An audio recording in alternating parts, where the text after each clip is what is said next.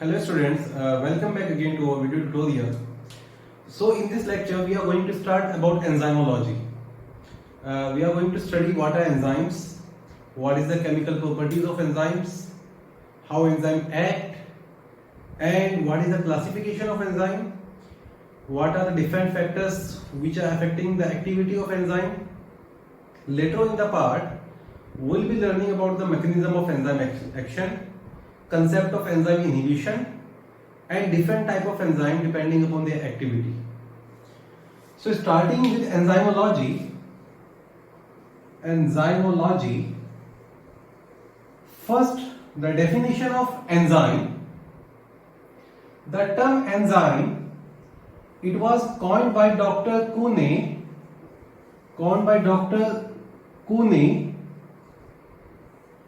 around year 1878. So in the year 1878, Dr. Kuhne coined the term enzyme.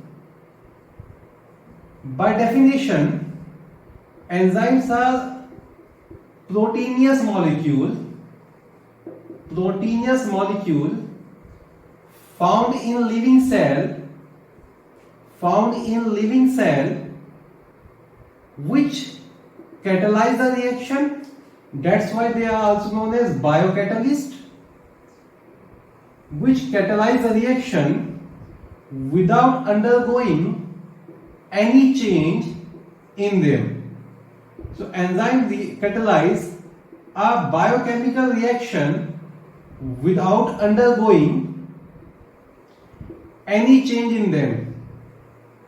So enzymes are unchanged in their action. So by definition, enzymes are certain chemical molecules which are generally proteinous in nature. And when we mention the definition of enzyme, we learn them as proteinous molecule. I will be telling you which molecules of enzyme or which enzymes are non-protein in nature. But for the time being, these are proteinous molecules found in living cell which catalyze a reaction without undergoing any change in them. Is that clear? Little bit history about enzyme. Alright. The first enzyme to be discovered, see, in the ancient time, जब sugar fermentation होता था तो generally yeast cell को sugar के अंदर डाल के ferment कर लिया जाता था. Later on it was discovered कि यीस्ट सेल नहीं, there is something inside the yeast, जो एंजाइम वर्ड आया है, एन स्टैंड फॉर इनसाइड और zyme stand for yeast. There is something inside the yeast which is catalytic in property, which is catalyzing in nature. Dr. Buchner first discovered enzyme and first isolated zymase from the yeast extract. So when we talk about history, first discovered in 1898 and isolated was zymase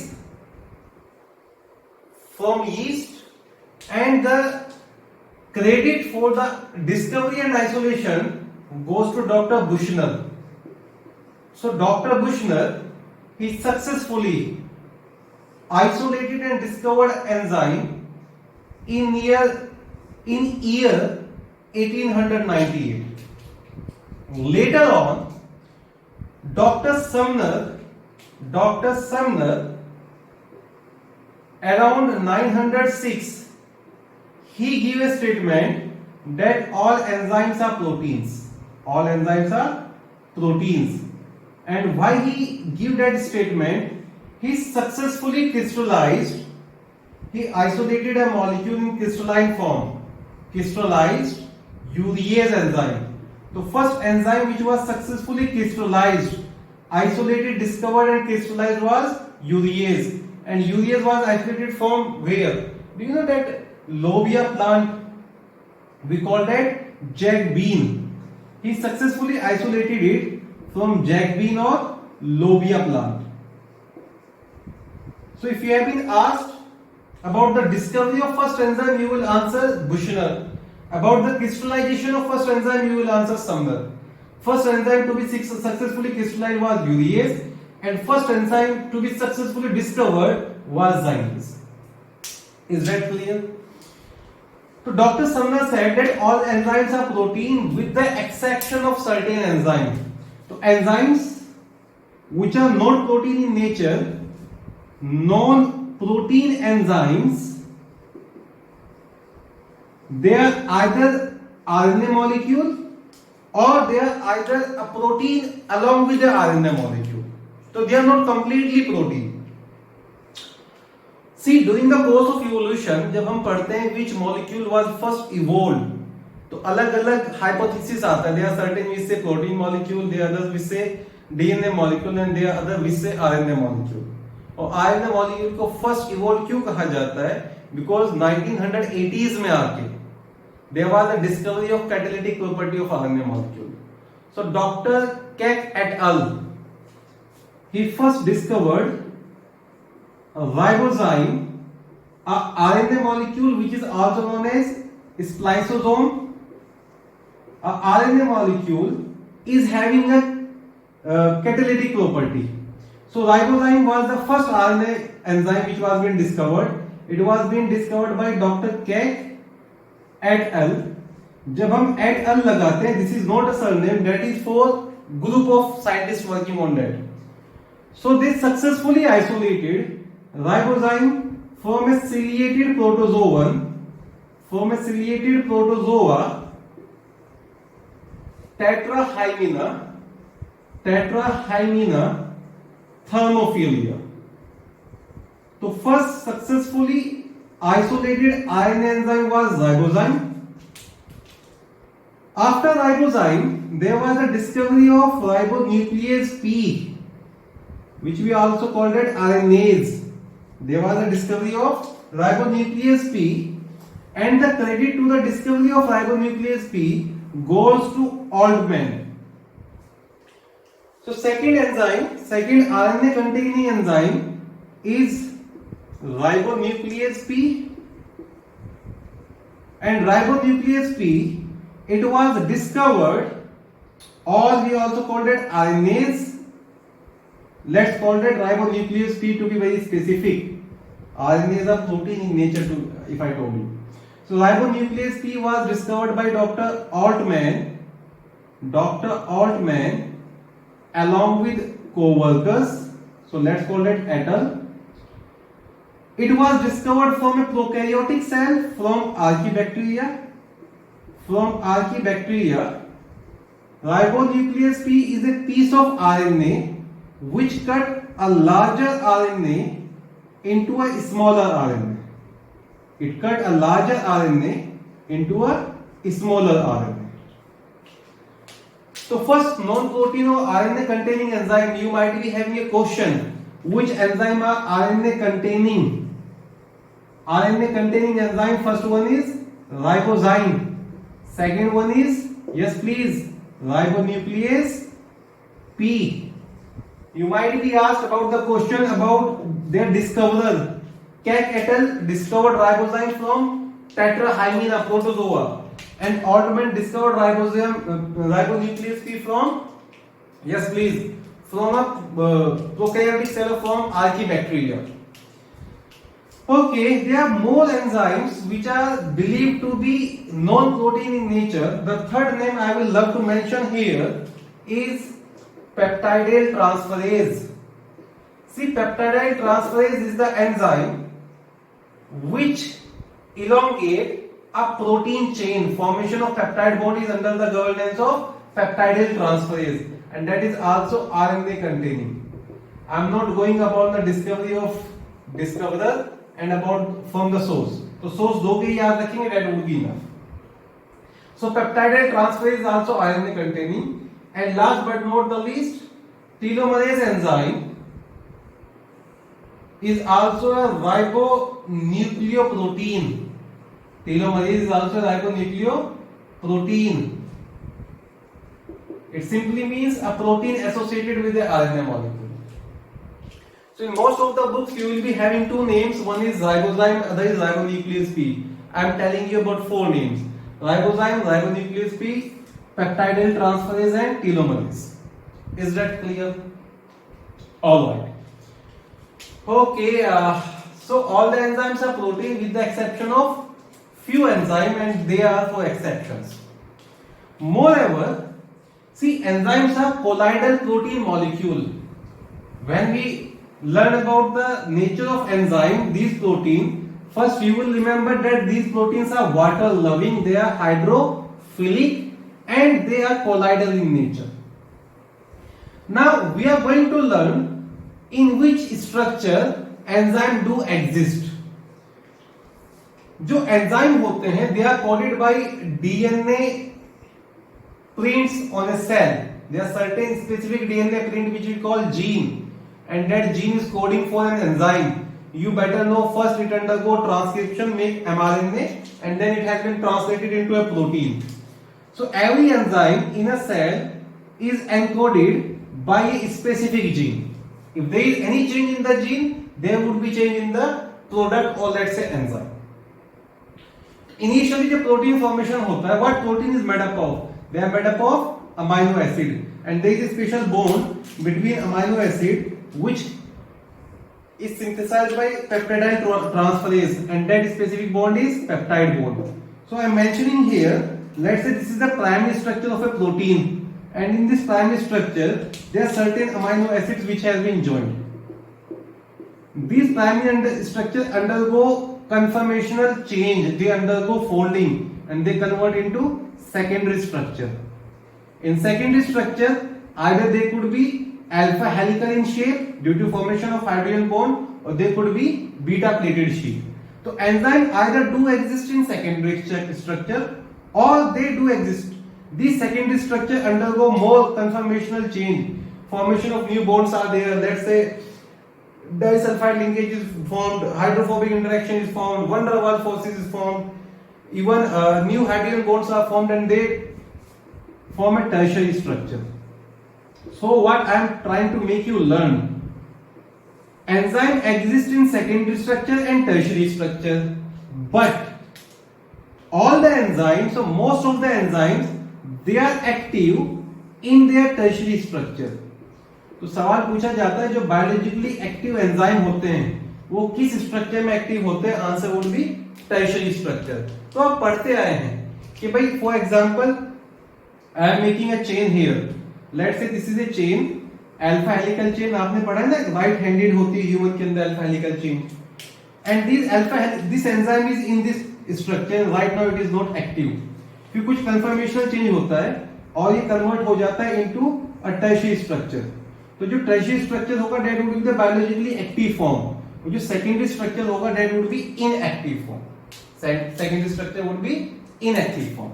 So all the enzymes are active in their tertiary structure, despite of the fact there are certain enzymes which also exist in quaternary structure. There are certain enzymes, mainly isoenzyme. Remember my statement that would be discussed later on in the lecture. What are isoenzymes? Isoenzyme in a living cell, they exist in a quaternary structure. They need to be activated, and once they are activated, they are again going into tertiary structure. So most enzymes are active in the tertiary structure only. Is that clear? Now, as enzymes are catalysts, first let us compare these enzymes with inorganic catalysts. Let us make a comparison of enzyme. Enzyme are biocatalyst. कुछ जगह ना आपको statement लिखा होगा that say there is a RNA catalyst, it simply means there is a enzyme which is RNA structure. आप ये नहीं logic लगाएंगे वहां पर कि सर इसमें बायो कैटलिस्ट वर्ड ही यूज नहीं किया है.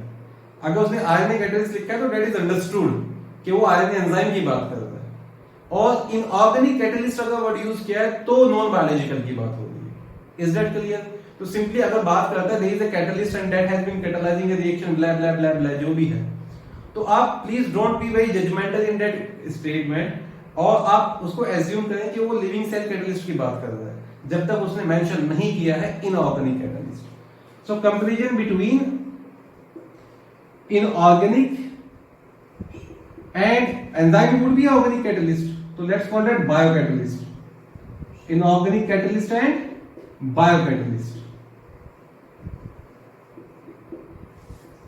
अगर मैं यहाँ पर बायोकैटलिस्ट की बात करूं, let's say enzymes, and here in this section I am going to discuss about inorganic catalyst. देखो केमिस्ट्री में आप पढ़ के आए हो, इनऑर्गेनिक कैटलिस्ट होते हैं like platinum is there, like nickel is there. जो ऑर्गेनिक कैटलिस्ट की बात करेंगे, बायोकैटलिस्ट की बात करेंगे, बायोकैटलिस्ट आर जनरली प्रोटीन्स और RNA in nature, they are generally proteins in nature. Is that clear? Then biocatalysts are produced in living cell. Do you know in a living cell, अगर मैं number of molecule की बात करूं, there are thousands of molecule which are present at a time, and there are thousands of enzyme which are active at a time. तो living cell living रहता है due to the enzyme activity. तो किसी भी living cell की बात करेंगे, let's say उसका size 2 micron ही है, उसके अंदर भी आपको thousands of enzyme मिल जाएंगे. So they are present in living cell. Inorganic catalysts are not present in living cell, right? Not present in living cell. Third आप याद रखेंगे, जो बायोकैटलिस्ट होते हैं they are temperature sensitive, they are temperature sensitive, और generally ज्यादा enzymes act करते हैं in a range of optimum temperature, depending upon the species जिससे वो एक्सट्रैक्ट किया गया है उसका वैसे ऑप्टिमम टेम्परेचर होगा। कुछ एंजाइम्स होंगे जो थर्मो स्टेबल भी होंगे, will be mentioning that as well. जो इनऑर्गेनिक होते हैं वो टेम्परेचर स्टेबल रहते हैं और टेम्परेचर वगैरह पर वो डिस्ट्रॉय नहीं होते। Next, they are unused in their action, unused in action, there is no pattern which is followed that type, they are more and more effective, they are more effective in nature, they are not that much effective. तो जब हम inorganic catalyst और biocatalyst को compare करते हैं तो biocatalyst are more effective, they are temperature sensitive, they are synthesised by living cell, generally protein in nature, and they are unused in their action. आप ये याद रखेंगे। These are the basics which we are discussing right now. Then enzyme के साथ जो भी molecule bind करता है उसके लिए वर्ड यूज करते हैं सबस्ट्रेट। तो जैसे किसी रिएक्शन में रिएक्टेंट मॉलिक्यूल होते हैं और रिएक्टेंट मॉलिक्यूल आपस में कोलाइड करके प्रोडक्ट बनाते हैं या ब्रेक डाउन होकर प्रोडक्ट बनाते हैं, ऐसी कोई भी मॉलिक्यूल जो एंजाइम के साथ बाइंड करेगा that is known as substrate. तो सबस्ट्रेट का डेफिनेशन होता है अ मॉलिक्यूल अपॉन विच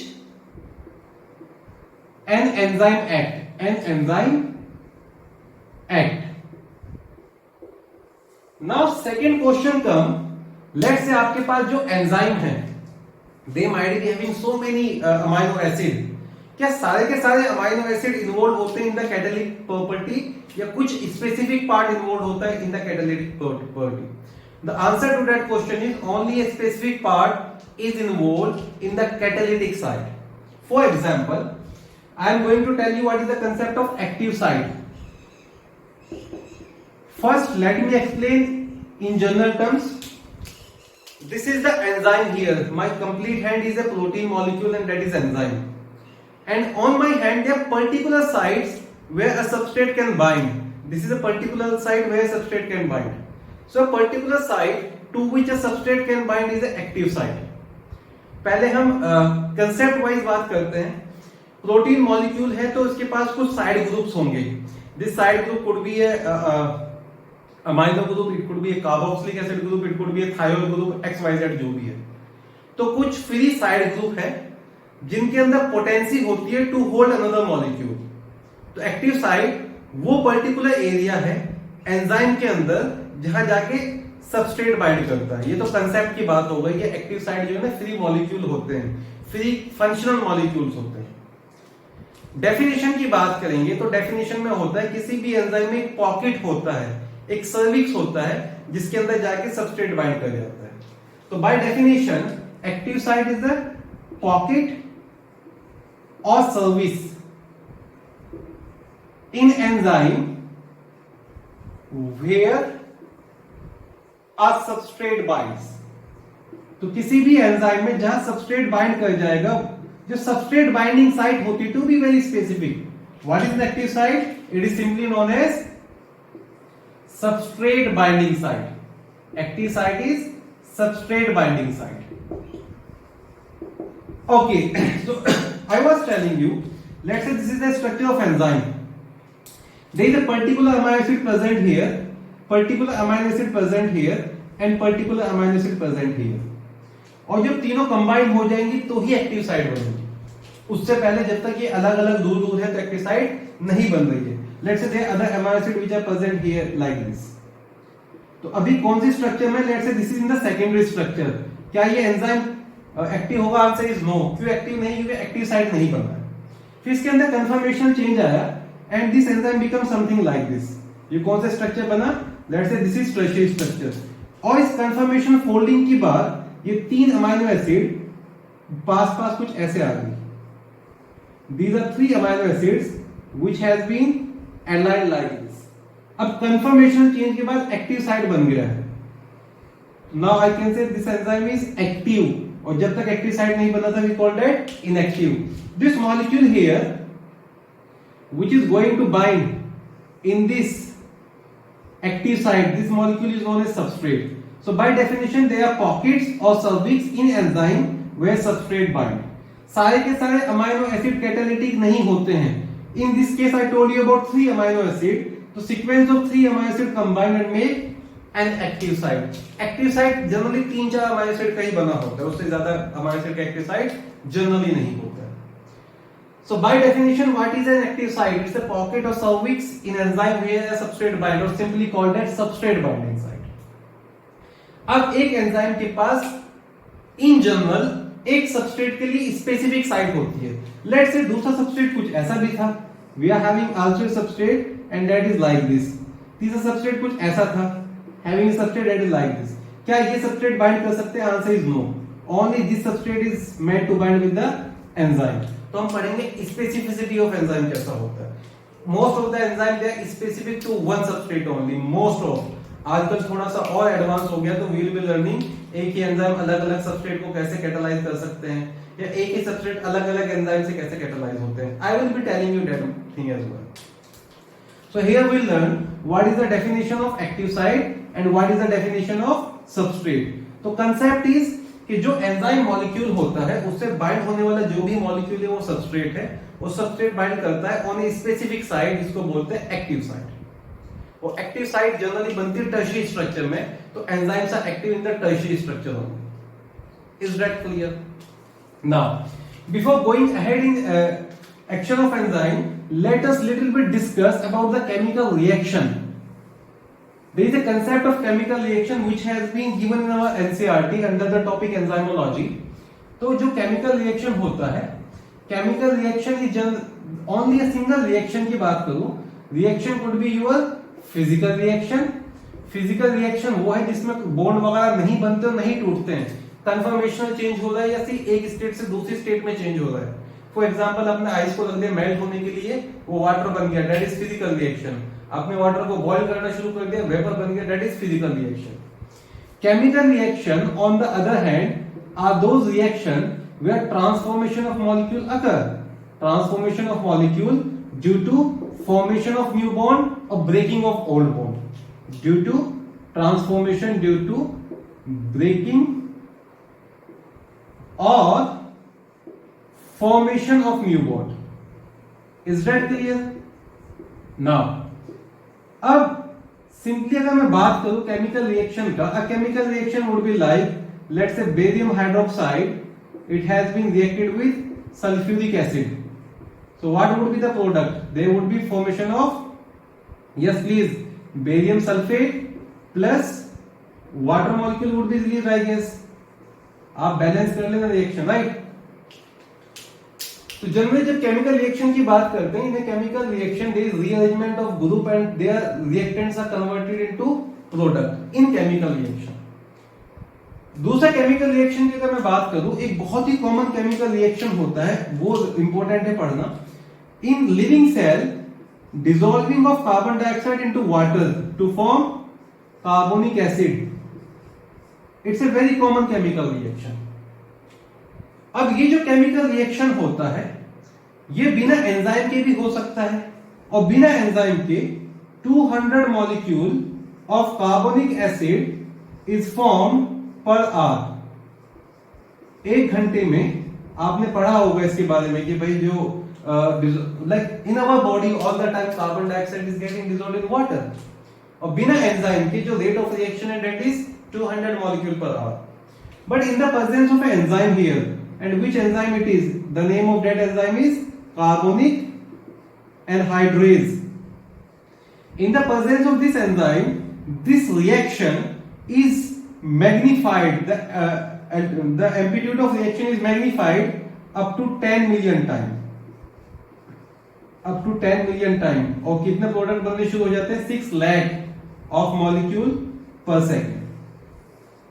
तो कोई भी reaction, what I am trying to tell you, कोई भी रिएक्शन एंजाइम के आने से कैसे एक्सेलरेट हो जाती है. Is that clear? एक थंब रूल और होता है for chemical reaction, thumb rule of temperature. Thumb rule of temperature में आप याद रखेंगे, generally when there is increase of 10 degree centigrade and when there is decrease of 10 degree centigrade, अगर किसी केमिकल रिएक्शन में 10 डिग्री सेंटीग्रेड टेम्परेचर बढ़ जाता है तो रेट ऑफ रिएक्शन डबल हो जाता है. अगर 10 डिग्री सेंटीग्रेड कम हो जाता है तो रेट ऑफ रिएक्शन हाफ हो जाता है. So either it is going double or then it is going half upon a change of 10 degree of temperature. So that is general thumb rule of chemical reaction. ये आपने पढ़ ही लिया होगा. I am not going in detail of that. Right now what I am trying to tell you, an enzyme accelerate a chemical reaction by million of time. So those chemical reactions which has been taking hours to complete, they have been completing in a second and number of molecules is enhanced. Is that clear?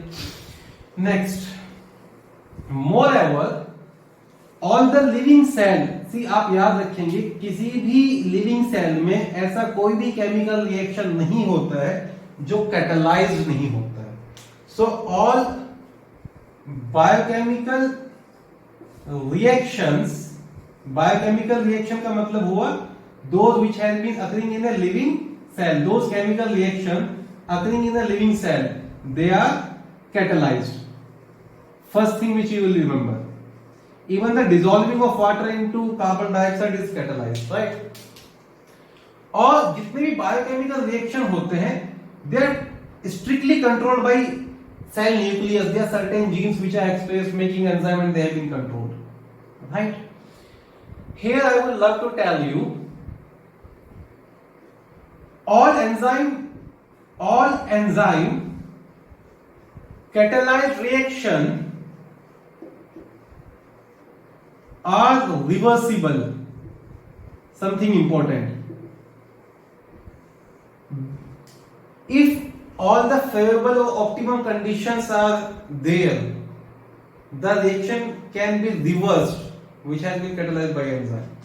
I mean to say, कोई भी reaction ले लो enzyme के, जैसे तुमने पढ़ के आए हो कि भाई तुम ना सुक्रोज को ब्रेक डाउन करके ग्लूकोज एंड फ्रक्टोज बना रहे हो by the activity of sucrase, और वो जो pH होता है that is 4.8.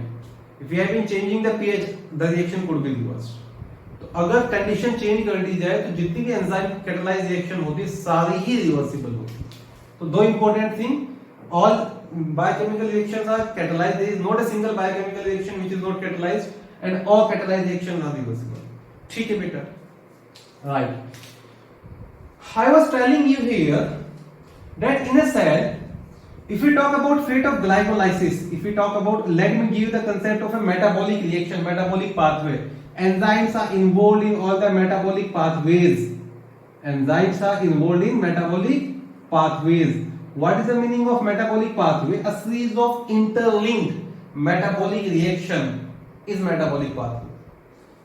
If I tell you about the basics of glycolysis here, let me take a metabolic pathway, glycolysis. And what happens in glycolysis? Glucose by a 10-step enzyme reaction, 10-step enzyme reaction, it has been converted into 2 molecules of pyruvate, right? This is what you have learned. Now this pyruvate, if I talk about fate of glycolysis, depending upon what condition has been provided, this pyruvate can change into different product. In a living cell, if there is oxygen present, enzyme is pyruvate dehydrogenase. Enzyme is pyruvate dehydrogenase. This pyruvate can get converted into acetyl coenzyme A, acetyl coenzyme A, and then it is converted into carbon dioxide and water. So in a metabolic pathway, depending upon which enzyme is there, pyruvate could be converted into carbon dioxide and water. In case of yeast, if enzyme is alcohol dehydrogenase and there is no oxygen available there, absence of oxygen, it's a kind of fermentation, the pyruvate can get converted into ethanol. So depending upon the enzyme, in different species, the reactant can give different product. Or in living cell, if there is anaerobic condition, and the enzyme present there is lactase dehydrogenase. What would be the fate of dehydrogenase? What would be the fate of this pyruvate? It would be converting into pyruvic acid, or sorry, lactate dehydrogenase convert pyruvate into lactic acid. Lactic acid in muscles. So depending upon which enzyme is acting on the substrate in a metabolic pathway, different type of products could be formed. Is that clear? That is about the concept of chemical reactions, how chemical reactions are catalyzed. Now, coming back to enzyme, coming back to the activity of enzyme. So I told you that enzyme bind to substrate. There is a specific site in enzyme which we call active site, and substrate is catalyzed and product is formed and enzyme remain unchanged. So working of enzyme की अगर मैं बात करूं, let me give a very basic concept here. Working of enzyme. This molecule is enzyme here. This molecule is substrate here. When enzyme would be binding to substrate, there is a obligatory. I told you the meaning of term obligatory earlier on. Zaruri. Obligatory complex which is formed, and we call it enzyme substrate complex. This is obligatory complex to be formed. जब enzyme substrate complex बन जाएगा तो enzyme substrate के अंदर molecule के collision को बढ़ा देगा और सबस्ट्रेट प्रोडक्ट में कन्वर्ट होना चेंज हो जाएगा. Then next what would be here?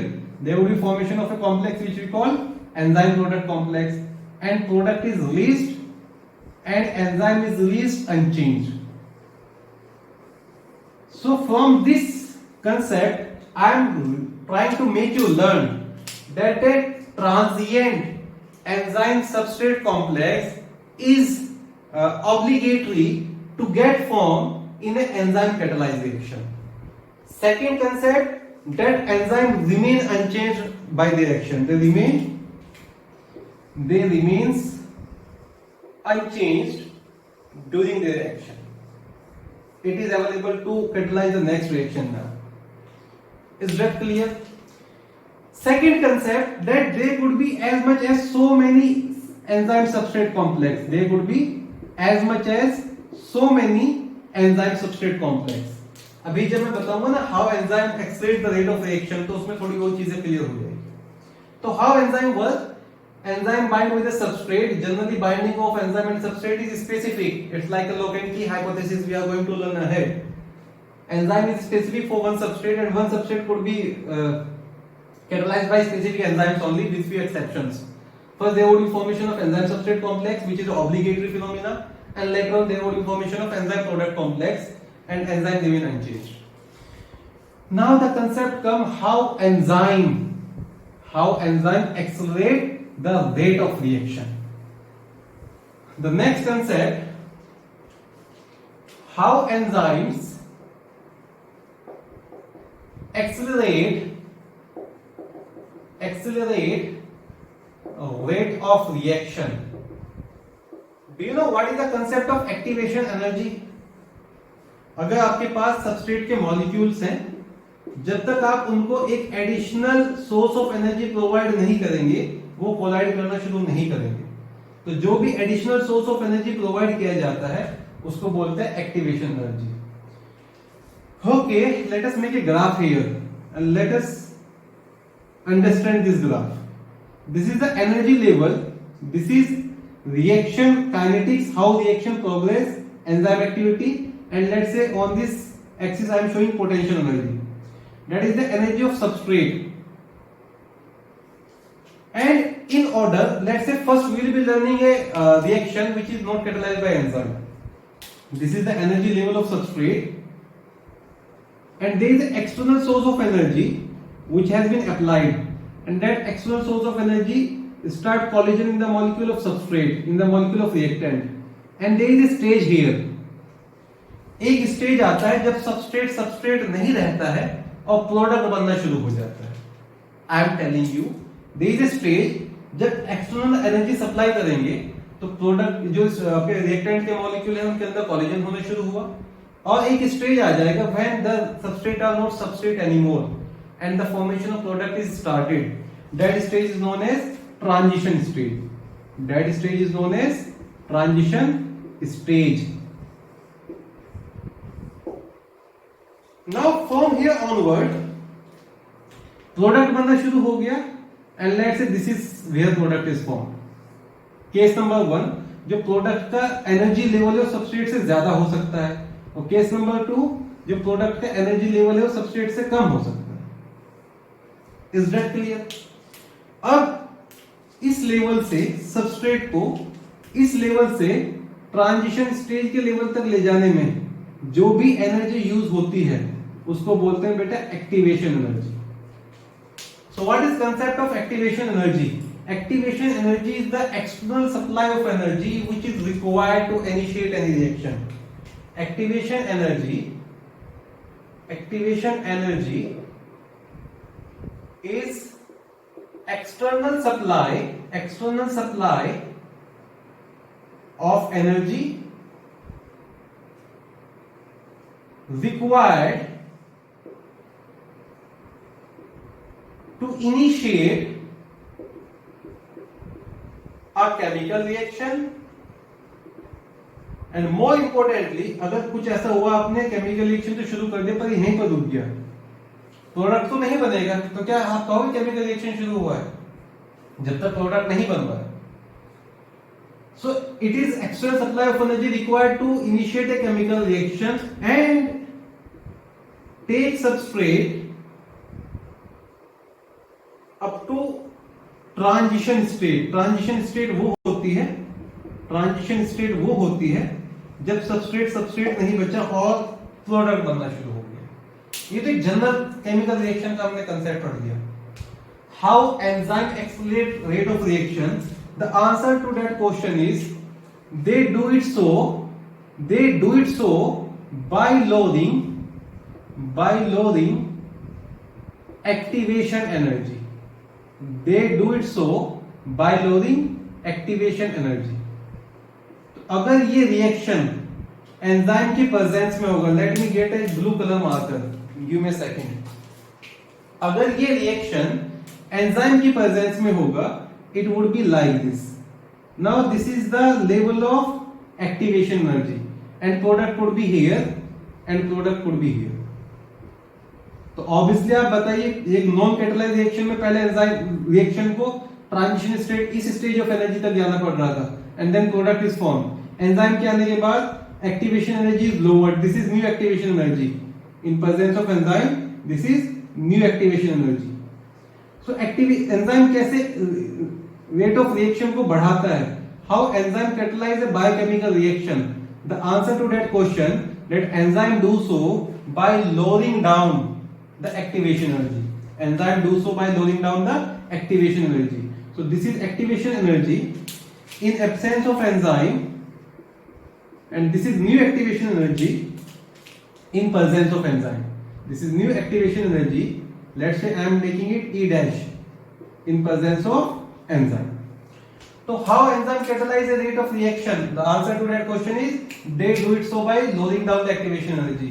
ये पूरा का पूरा लेबल करने के लिए आ सकता है ग्राफ कि इसमें से कौन सा activation energy in presence of enzyme है, कौन सा activation energy in absence of enzyme है, कहां सबस्ट्रेट है और कहां प्रोडक्ट है. And just let me use some of your chemistry knowledge. If the energy level of product is lower than the energy level of substrate, what kind of reaction it is going to be? It is exothermic reaction. भाई product से substrate से कुछ energy release हो गई है, energy release होगी तो कम हो गई है, and this is what we call exothermic reaction. Exothermic reaction में generally external supply of energy की जरूरत नहीं पड़ती है। And if the energy level of product is more than the substrate, this is what we call endothermic reaction.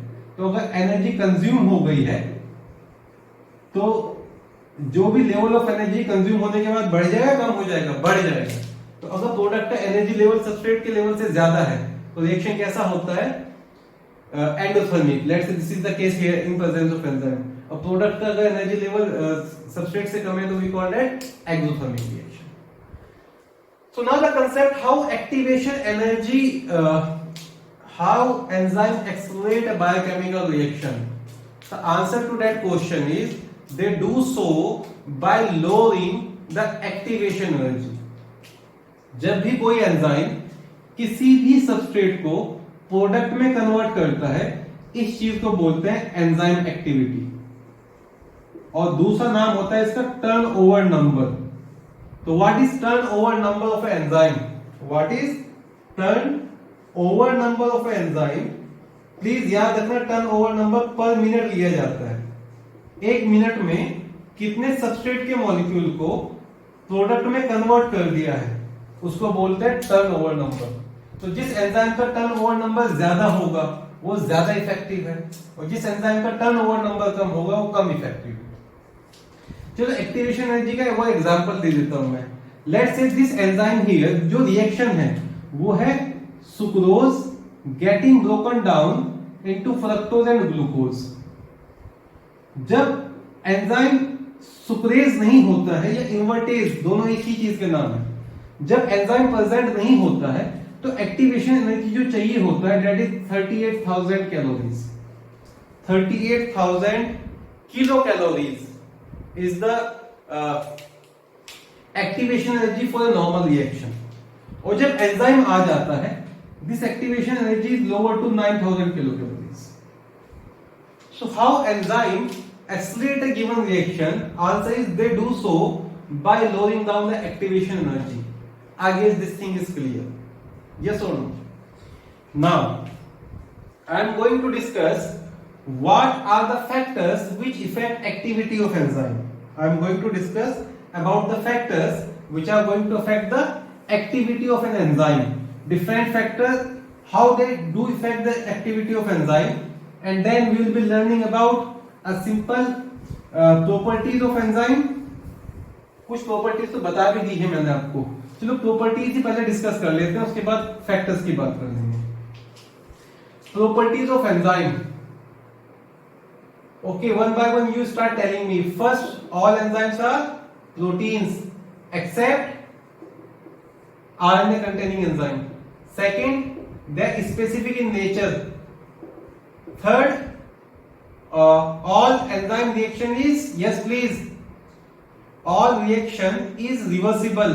All reaction is reversible. Fourth, you will mention enzymes remain unchanged in their action. Fifth, और क्या property याद रखेंगे enzyme का? They are protein in nature, they are specific, all reactions are reversible, they are unchanged in their action. फिर आप याद रख सकते हैं they act at optimum condition. There is optimum conditions on which enzyme do the best activity. It could be optimum condition of temperature और it could be optimum condition of pH. जब temperature का discussion करते हैं बेटा, तो हमारे body में जितने भी एंजाइम्स हैं वो जनरली 37 डिग्री सेंटीग्रेड के आसपास काम करते हैं।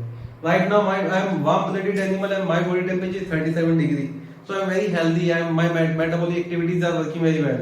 Why? Because all the enzymes are working very well. If there is an animal which is cold blooded और उसको आदत है 18 डिग्री पे रहने की, तो उसके एंजाइम 18 डिग्री पे काम कर रहे हैं। तो जनरली वार्म ब्लडेड में तो ये है कि भाई वो होमियोस्टेसिस करता रहता है, खूब सारा एनर्जी एक्सपेंड करता है to maintain the body temperature. Cold blooded case में जैसे ही टेम्परेचर चेंज होता है वो हाइबरनेट कर जाते हैं या एक्टिवेट कर जाते हैं।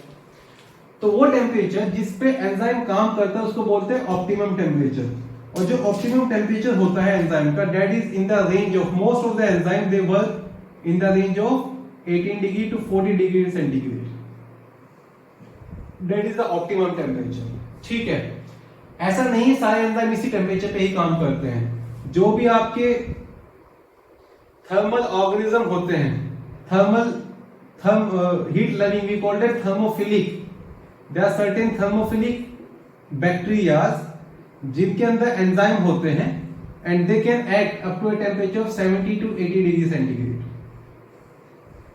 तो एक सिंपल सा कंसेप्ट याद रखना कि जो जैसे इन्वायरमेंट में रहता है उसके एंजाइम उसी टेम्परेचर पे काम करते हैं। तो अगर आप किसी थर्मोफिलिक बैक्टीरिया की खोज में है और आप हॉट समर वेंट में चले जाते हैं तो वहां पे जो बैक्टीरियाज मिलेंगे they have been working on a higher temperature. But याद रखना सिर्फ उनके, हमारे नहीं काम करते हैं। जब हीट सेंसिटिविटी की बात करते हैं तो एंजाइम्स आर थर्मोलेबाइल। थर्मोलेबाइल का मतलब होता है एंजाइम्स आर थर्मोलेबाइल। लेबाइल का मतलब होता है सेंसिटिव।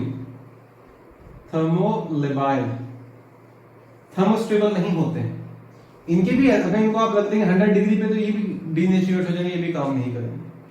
कुछ थर्मोफिलिक बैक्टीरिया का मैं एग्जांपल यहां पे दूं। एक बहुत ही क्लासिकल एग्जांपल है take, Thermus aquaticus. Thermus aquaticus, aquaticus बच्चे, इससे जो एंजाइम मिलता है उसको बोलते हैं टेक पॉलीमरेज।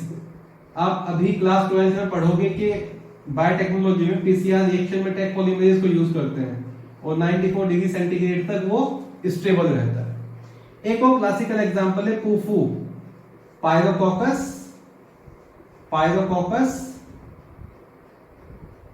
COCCUS, फूरियोसस। जो पायरोकोकस फ्यूरियोसस होता है वो भी 94-95 डिग्री सेंटीग्रेड के आसपास काम करता है, अप्रोक्स 95 डिग्री सेंटीग्रेड। तो एंजाइम्स ऑप्टिमम कंडीशन में काम करते हैं। This could be the condition of temperature, this could be the condition of pH का भी आई विल बी टेलिंग यू। तो ये कुछ प्रॉपर्टीज हो गई एंजाइम की, ठीक है। Then function of enzyme has been doing a lot of function. आपको अभी पढ़ने की जरूरत नहीं है। अगर मैं जनरल लाइफ में बात करूं, चलो अभी रिएक्टिव हेल्थ पढ़ा आपने, एलाइजा में एंजाइम बेस्ड रिएक्शन हो रहा था, एंजाइम लिंक्ड इम्यूनोसॉर्बेंट ऐसे। देन एंजाइम को आप एंडोन्यूक्लियस की तरह काम कर सकते हैं to cut a DNA. Digestive enzymes are there. Even आपके जो एंजाइम्स हैं वो चीज फॉर्मेशन में यूज होता है। I will be telling you about rennet tablet. जितने डिटर्जेंट्स होते हैं उनके अंदर एंजाइम यूज होते हैं। जो भी आपके फूड एडिटिव्स होते हैं उनके अंदर एंजाइम्स यूज होते हैं। बेबी फूड के अंदर एंजाइम यूज होते हैं। There are so many drugs in which enzymes has been used, ठीक है बेटा। इवन स्ट्रेप्टोकाइनेज के बारे में पढ़ोगे आप, वो क्लोट ब्लस्टर होता है जो हार्ट अटैक के बाद पहले इंजेक्शन दिया जाता है। तो enzymes are having variety of function. We are not going in that topic right now.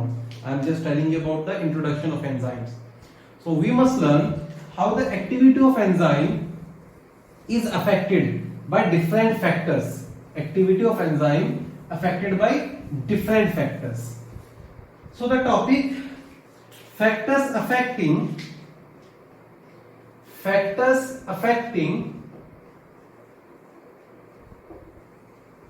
enzyme activity.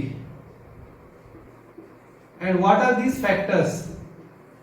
First factor we are going to discuss is temperature. As I told you, हर एक enzyme एक optimum temperature के ऊपर काम करेगा. Enzyme work best at there optimum temperature. अगर आपने किसी, for example मैं एक रिएक्शन काइनेटिक्स बना देता हूं और यहां पर मैं टेम्परेचर बता रहा हूं आपको.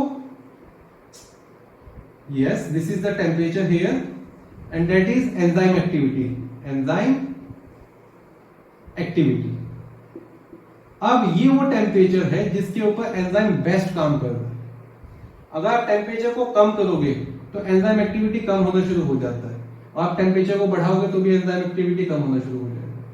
सो enzyme activity is lost as you change the temperature. तो आप जब एंजाइम एक्टिविटी और टेम्परेचर के बीच में ग्राफ बनाओगे, that would be something like this. So all enzyme, they work at an optimum temperature. Now what happens when enzyme temperature is lowered? When the temperature is lowered down, for example, मेरे body temperature के जो enzymes है वो कितने पे काम कर रहे हैं? Let's say they are working at 37 degree centigrade. तुमने मेरा एक piece of tissue निकाला और उसको तुमने freeze कर दिया. तो what you have done? You have lowered the temperature. अब enzyme activity पे क्या काम करेगा? At low temperature, enzyme are inactivated. At low temperature, they become inactive. The active sites are not exposed. They are not destroyed. तो जब भी आप वापस उस टेम्परेचर पे लेके आओगे, क्या एक्टिविटी आ सकती है? Answer is yes.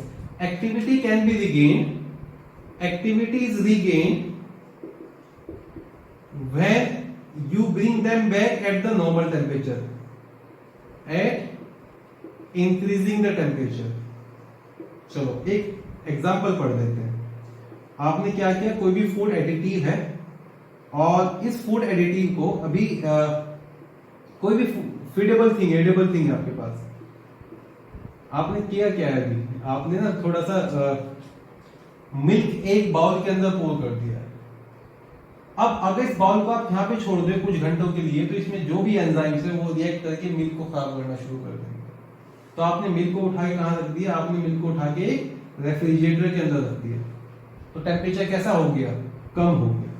अब इसके एंजाइम काम करेंगे? Answer is no. तो जो भी उसके अंदर फर्मेंटेशन है, जो भी उसके अंदर चीजें खराब होने वाली थी, क्या वो खराब होगी? Answer would be no. और जैसे टेम्परेचर वापस आपने उठा के उसको यहाँ पे रखा, कुछ देर में एंजाइम एक्टिवेट हो जाएंगे और खराब होना शुरू हो जाएगा। Is that clear? हम करते हैं ना बहुत सारे फूड हमारे फ्रीज, हम उनको कैसे स्टोर करते हैं? They been stored at low temperature. तो लो टेम्परेचर पे क्या होता है? एंजाइम इनएक्टिव हो जाते हैं, दे आर नॉट डिस्ट्रॉयड। अगर आप टेम्परेचर बढ़ा दोगे एट हाई टेम्परेचर, आपने क्या किया, मिल्क को ना फ्रीज में रख के बॉइल करना शुरू कर दिया, व्हाट वुड हैपन? जो भी प्रोटीन है हाई टेम्परेचर पे डीनेचुरेट हो जाएंगे, and time enzymes which are proteins get denatured, they are destroyed, the tertiary structure is destroyed। और जब टेम्परेचर लोअर डाउन करते हैं तो वो रीनेचुरेट नहीं होते हैं। Activity is not regained after lowering the temperature, after lowering temperature। तो आप कभी ये कहोगे सर अगर हमने दूध को एक बार बॉईल कर दिया तो वो कभी खराब ही नहीं होना चाहिए। जनरली देखो होता है क्या, अगर आपने दूध को बॉईल करके उसको ना पैक कर दिया है, उसको किसी भी एयर माइक्रोब से एक्सपोज नहीं किया, तो लॉन्ग लास्टिंग तक रह जाता है। आप देखते हो ना खूब सारे जो packed form of Amul milk आते हैं, तो हाई टेम्परेचर पे बॉईल करके, पास्चराइजेशन भी आप पढ़ोगे थोड़ा बहुत इसके बारे में। हाई टेम्परेचर पे बॉईल करके क्या होगा, एंजाइम सारे के सारे खत्म हो गए। अगर आपने उसको रैप कर दिया तो बाहर से कोई भी माइक्रोब नहीं आया, तो कुछ दिनों तक तो खराब नहीं होगा, अप टू सर्टेन टाइम। ठीक है, क्यों 2-3 साल में खराब हो जाता है उसका भी reason will learning that there are certain enzyme, जो लेट्स से जो एंजाइम था जो थर्मो रेजिस्टेंट थे और वो बाद में जाके एक्टिवेट हो गए, एक्सवाइजेड जो भी है। I am trying to tell you that when you lower down the temperature enzyme activity is lost and on increasing the temperature activity could be regained. On the other hand if temperature is high enzyme get denatured, they get destroyed and activity is not regained on lowering the temperature. Case number 1।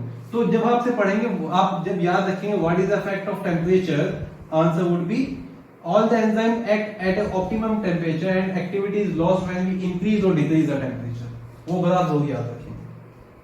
Second, let us learn what is the effect of pH. Again most of the enzyme and all of the enzyme they act at an optimum pH.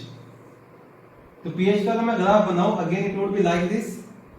Let's say इस यहाँ पर मैं pH बता रहा हूँ, ये enzyme activity है। इस हर एक एंजाइम की अलग अलग पीएच होती है। इस पीएच को अपनी बेस्ट एक्टिविटी कर रहा था, तो पीएच कम करोगे तो भी एक्टिविटी लॉस्ट हो जाएगी, पीएच ज्यादा करोगे तो भी एक्टिविटी लॉस्ट हो जाएगी। तो जब पीएच और टेम्परेचर ग्राफ देखते हैं तो दे आर सेम। जब हम रिप्रेजेंटेशन बनाते हैं तो they are same, enzyme activity graph is same. अब जब ऑप्टिमम पीएच की बात करेंगे, they are certain enzyme which act as low pH. You please give me an example. What is the pH of pepsin? At which pH pepsin work? Certain enzyme which act at 2.0.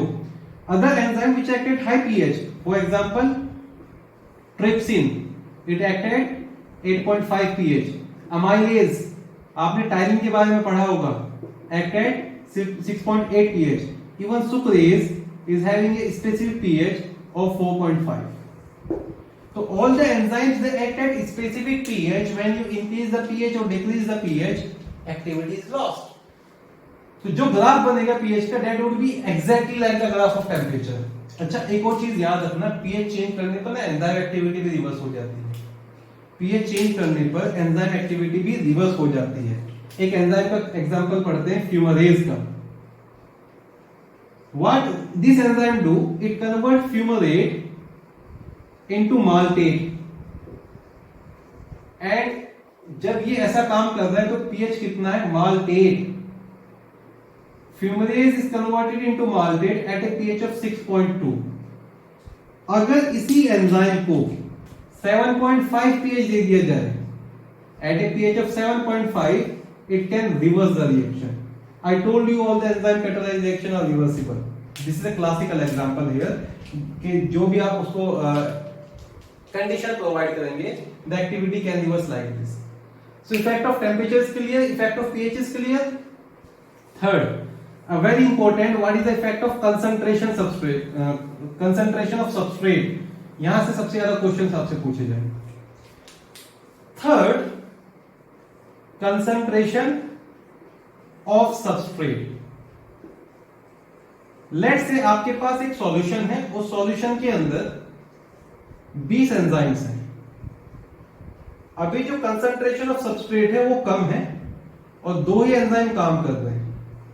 तो जब 2 enzyme काम करेंगे, substrate concentration कम है, तो आपके पास एक rate of reaction आएगा. जैसे जैसे rate of substrate concentration, rate of reaction कैसे निकालेंगे, प्रोडक्ट कैसे बन रहा है हमारा, जैसे जैसे सबस्ट्रेट का कंसंट्रेशन बढ़ाते जाएंगे, ज्यादा एंजाइम बिजी होते चले जाएंगे, ज्यादा प्रोडक्ट बनेगा, तो रेट ऑफ रिएक्शन बढ़ गया. एक पॉइंट आएगा जब सारे अवेलेबल एंजाइम बिजी हो गए, आपने सबस्ट्रेट कंसंट्रेशन इतना बढ़ा दिया कि सारे अवेलेबल एंजाइम ऑक्युपाई हो गए, वो हाईएस्ट रेट ऑफ रिएक्शन होगा. उसके बाद भी अगर आप सबस्ट्रेट कंसंट्रेशन बढ़ाए जा रहे हो, उससे ज्यादा नहीं आएगा, एंजाइम फ्री होंगे, तो मतलब 20 एंजाइम एक टाइम पे एक्टिव रह सकते हैं. तो जब सबस्ट्रेट कंसंट्रेशन का हम पढ़ते हैं, initially on increasing the substrate concentration the rate of reaction increases. अच्छा, रेट ऑफ रिएक्शन को हम वेलोसिटी भी बोलते हैं. एंजाइम का जो रेट ऑफ रिएक्शन होगा, it is also known as enzyme velocity, क्योंकि आपको ना डायरेक्शन पता है कि किस डायरेक्शन में रिएक्शन होगा. तो आगे अगर मैं एंजाइम वेलोसिटी या रिएक्शन वेलोसिटी की बात करूं तो don't get confuse. Concentration of substrate initially, rate of reaction. अच्छा, रेट ऑफ रिएक्शन कैसे निकालते हो, dP over dt, change in the product over a time. This is what we call rate of reaction. Initially, enzyme velocity increases. कब तक बढ़ेगा, जब तक सारे एंजाइम ऑक्युपाई नहीं हो सकते हैं, and later get saturated. तो अगर आप एक ग्राफ प्लॉट करो between rate of reaction and enzyme, between rate of reaction and substrate concentration, जैसे जैसे सबस्ट्रेट कंसंट्रेशन बढ़ा रहे हैं, रेट ऑफ रिएक्शन बढ़ता जा रहा है. Let's say this is the concentration of substrate, जैसे जैसे सबस्ट्रेट कंसंट्रेशन बढ़ा रहे हैं, रेट ऑफ रिएक्शन बढ़ता जा रहा है. अब एक पॉइंट आ गया जहां पर मैक्सिमम एंजाइम ऑक्युपाई हो गए, after that it will become saturated, threshold is attained. So ये पॉइंट जहां पे हाईएस्ट रेट ऑफ रिएक्शन होगा, इसको बोलेंगे Vmax, मैक्सिमम वेलोसिटी. तो रेट ऑफ रिएक्शन का क्या कंसेप्ट होता है बेटा, इनिशियली जितने भी आपके पास एंजाइम होते हैं, जब तक वो सारे ऑक्युपाई नहीं होते तब तक तो रेट ऑफ रिएक्शन बढ़ता रहता है, और जब सारे ऑक्युपाई हो जाएंगे तो रेट ऑफ रिएक्शन थ्रेशोल्ड आ जाएगा, उसमें सैचुरेशन आ जाएगा. Is that clear? Now I would love to mention a thing here. Let me tell you, ये क्लियर हो बच्चे? What is the concept of Km? Km is also known as Michaelis-Menten constant. Let me tell you the definition of Km. Maximum Vmax, let's say this is half of the Vmax. किसी भी let's say maximum Vmax है 100 molecule per minute. Half of the Vmax क्या होगा, 50 molecule per minute. समझ लो इतनी बात, right. Substrate की वो कंसंट्रेशन जिसके ऊपर half of the Vmax attain हो जाता है, उसको बोलते हैं Km. सबस्ट्रेट की वो concentration, I repeat, Km is the concentration of substrate, not enzyme. Substrate की वो कंसंट्रेशन जिसके ऊपर half of the Vmax attain हो जाता है, उस कंसंट्रेशन को कहते हैं Km. तो what is Km? Very very important question would be asked from here. And confusing रहता है थोड़ा सा, क्यों कंफ्यूजिंग वो भी बताता हूं। पहले डेफिनेशन लिखो। Km is the concentration of substrate at which half of the Vmax is attained. Km is the concentration of substrate required to attain half of the Vmax. ठीक है बेटा। अब अगर किसी what is the normal range of Km? Let me tell you here. 10 to the power minus 6 to 10 to the power minus 1 mole, इतना concentration of substrate चाहिए होता है सिर्फ half of the Vmax attain करने के लिए। देखो एक वर्ड होता है एफिनिटी। एफिनिटी का मतलब होता है अट्रैक्शन, आकर्षण। अगर एंजाइम और सबस्ट्रेट की एफिनिटी बहुत ज्यादा है, माने सबस्ट्रेट इजीली आके एंजाइम से बाइंड कर दे, कैटलाइज कर दे, तो Km का वैल्यू ज्यादा होगा या कम होगा? अगर एफिनिटी ज्यादा है तो कम सबस्ट्रेट कंसंट्रेशन पे भी ज्यादा एक्टिविटी अटेन हो जाएगा। अगर एफिनिटी ज्यादा है, अगर एंजाइम सबस्ट्रेट के साथ इजीली बाइंड कर रहे हैं, तो सबस्ट्रेट की कम कंसंट्रेशन पर भी हाईएस्ट वेलोसिटी अटेन हो सकता है। केस 1। अगर एफिनिटी कम है, अगर सबस्ट्रेट और एंजाइम बड़ी मुश्किल से बाइंड करता है, तो ज्यादा सबस्ट्रेट चाहिए होगा उस रेट ऑफ रिएक्शन को अटेन करने के लिए। तो अगर एफिनिटी ज्यादा है तो Km का वैल्यू कम, और एफिनिटी कम है तो Km का वैल्यू ज्यादा। तो यहाँ पे एक रिलेशन बना लेना, एफिनिटी, और ये आगे चल के इनहिबिशन में बहुत इंपॉर्टेंट है। Affinity is inversely proportional to concentration of Km। जैसे जैसे एफिनिटी बढ़ेगा वैसे वैसे Km कम होता चला जाएगा। माने अब कम कंसंट्रेशन पे, for example initially your interaction with me was not very good. You don't know me, who I am and all the thing.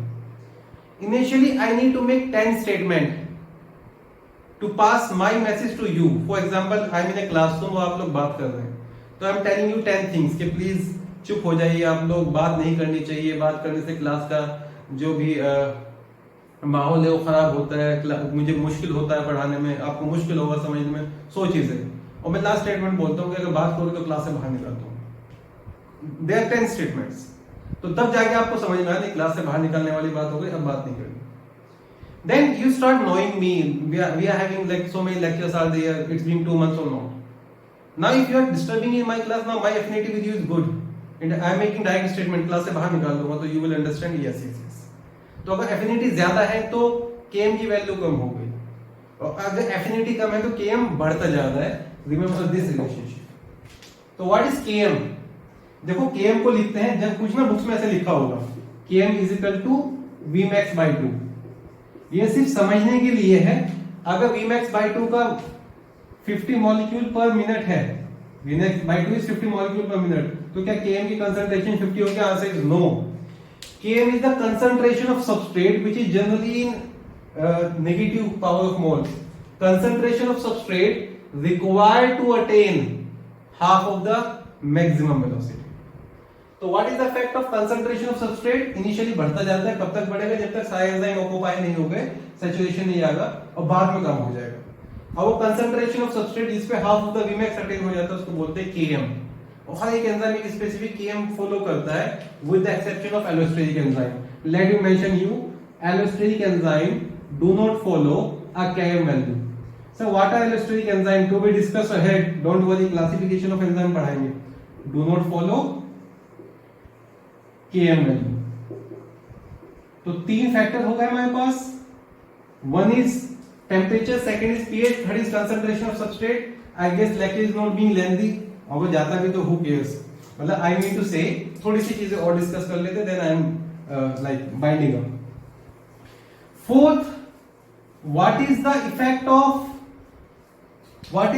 Of enzyme concentration? अगर हम एंजाइम कंसंट्रेशन की बात करें, उसका क्या इफेक्ट होता है? जैसे जैसे एंजाइम कंसंट्रेशन बढ़ाओगे वैसे वैसे रेट ऑफ रिएक्शन बढ़ता जाएगा up to a point and then it will become saturation. So concentration, जब सबस्ट्रेट कंसंट्रेशन था तो ग्राफ वाज लाइक दिस, और जब एंजाइम, ये लिमिटिंग फैक्टर आ जाता है यहाँ पर, तो एंजाइम की भी कंसंट्रेशन शुरू में बढ़ाओगे, जितने ज्यादा एंजाइम आएंगे उतना ज्यादा कैटालिसिस होगा सबस्ट्रेट का। कब तक? जब तक सारे सबस्ट्रेट कैटालाइज नहीं हो गए हैं या सारे एंजाइम ऑक्यूपाई नहीं हो गए, उसके बाद there would be limiting factor and the reaction would be like this, right. Sir product concentration, तो सब्सट्रेट कंसंट्रेशन तो आपने बता दिया sir, what about product concentration? Product concentration do play a role. देखो हम जब मल्टी स्टेप पाथवे पढ़ेंगे in higher classes या आपने पढ़ा भी होगा, this is something called as inhibition.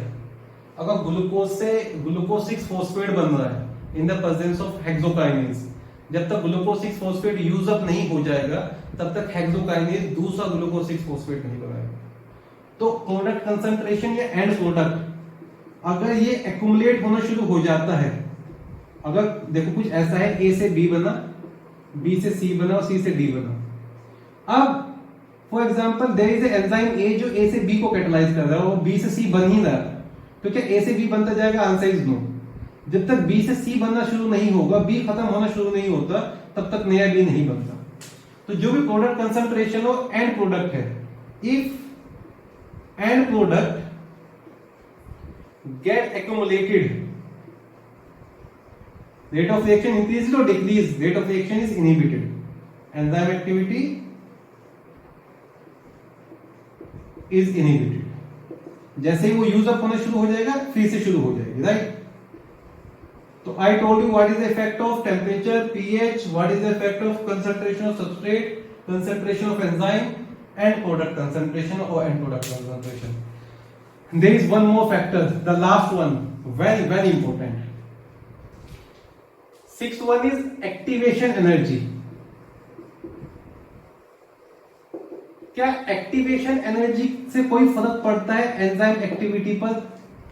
सुनो, आपके पास एक रिएक्शन था, उसका एक्टिवेशन एनर्जी 38,000 था और एंजाइम की प्रेजेंस में एक्टिवेशन एनर्जी 9,000 हो जाता है, जो भी बढ़ गया है। अगर इसका एक्टिवेशन एनर्जी 50,000 हो जाए, एंजाइम तब भी 9,000 वाला ही यूज करेगा पाथवे, और इसका एक्टिवेशन एनर्जी अगर 20,000 हो जाए तो भी एंजाइम 9,000 ही यूज करेगा। अगर इन केस इसका एक्टिवेशन एनर्जी 5,000 हो जाए तो एंजाइम की जरूरत ही नहीं है वहां पर, कि जो वो एंजाइम यूज हो रहा है वो 9,000 पे यूज होगा। Is that clear? Activation energy have nothing to do with the enzyme activity. Activation energy has nothing to do with enzyme activity। Is that clear? Okay, there is one more thing, this is about the factors affecting enzyme activity and the topic is completed here। I will love to mention one concept here about the specificity of enzyme, वो मुझे वहीं पे discuss कर लेना चाहिए था, but this just strike in my mind। most of the enzymes are specific, ये आप factor affecting में नहीं लिखेंगे, specificity में जाके लिखें तो ज्यादा बढ़िया। ज्यादा एंजाइम स्पेसिफिक होते हैं, तो कुछ एंजाइम्स हैं जो एक से ज्यादा मेटाबॉलिक रिएक्शन को कैटालाइज कर सकते हैं, और कुछ सबस्ट्रेट हैं जो एक से ज्यादा एंजाइम से कैटालाइज हो सकते हैं। फॉर एग्जांपल हम एक सबस्ट्रेट की बात करेंगे, raffinose. You have been reading biomolecules nowadays, you must be knowing what is raffinose here, you must be knowing what is raffinose here। raffinose is broken down into mallebiose and fructose। जब इसके ऊपर enzyme act करता है, the name of enzyme is sucrase, the name of enzyme is sucrase. तो एक substrate और उसके ऊपर जब ये एंजाइम एक्ट कर रहा है तो क्या प्रोडक्ट बन रहा है बेटा? mallebiose and fructose. Case number 2, अगर यहां पर एंजाइम चेंज कर दे, let's say the enzyme is, just give me this part, let's say the enzyme is mallebiase। in this case same substrate different enzyme, product would be different, the product is lactose plus sucrose। अच्छा, बता सकते हो क्या क्या होता है? Lactose कहां का बना है? Lactose is made up of glucose plus galactose, just revising your biomolecule। Sucrose is made up of fructose plus, yes please, glucose। तो रेफिनोज में क्या होगा? एक 1 2 3 4 टेट्रासैकराइड हो गया, राइट? 2 ग्लूकोज, एक फ्रक्टोज, एक गैलेक्टोज। तो जब मेलीबायोज होगा तो लैक्टोज प्लस सुक्रोज बनेगा। जब सुक्रेज होगा यही सबस्ट्रेट बनाएगा मेलीबायोज प्लस फ्रक्टोज। तो मेलीबायोज में क्या क्या होता है, 2 ग्लूकोज और 1 galactose. You got my point, what I am trying to tell you. तो एक ही सबस्ट्रेट अलग अलग एंजाइम से अलग अलग प्रोडक्ट दे सकता है, केस नंबर 1। और एक ही एंजाइम अलग अलग सबस्ट्रेट से अलग अलग प्रोडक्ट दे सकता है। जब सुक्रेज का सबस्ट्रेट रेफिनोज है तो प्रोडक्ट क्या है, मेलीबायोज। अगर इस सुक्रेज का सबस्ट्रेट सुक्रोज हो जाए, अगर सुक्रेज सुक्रोज पे एक्ट करेगा तो what would be the product, sucrose is made up of fructose plus glucose. तो ऐसा नहीं all the enzymes are specific. एक enzyme more than one substrate पे भी बाइंड एक्ट करता है और एक सबस्ट्रेट मोर देन वन एंजाइम से भी कैटालाइज होता है। This is for your information और नॉलेज पर्पस। जनरली क्वेश्चन वगैरह ऐसे नहीं पूछे जाते पर कई बार स्टेटमेंट में यूज हो जाता है। तो दिस इज अबाउट बच्चे about the factors affecting enzyme activity.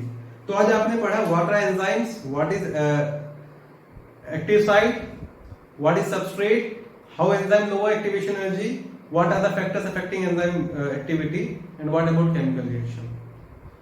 Next lecture में first I am going to describe what are the different hypotheses about the activity of enzyme. No, first I will be teaching you about the classification of enzyme. There are many classifications of enzyme, one by one हम सारे cover करते चलेंगे।